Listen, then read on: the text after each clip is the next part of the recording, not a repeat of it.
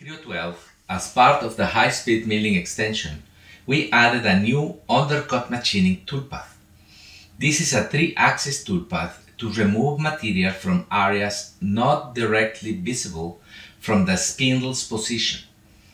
It is dedicated to handle undercuts, which are typically challenging because they may require specialized tools like the T-slot cutters to reach and remove the material effectively.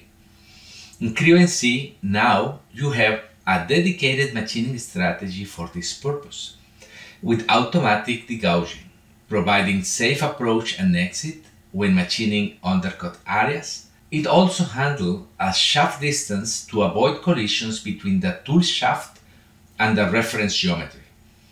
This toolpath enables NC automation, as manual techniques are no longer needed. Summarizing the benefits: automatic degouging, no need to create manual custom toolpaths, all of this consistent with Creo NC workflows. Thank you for your attention.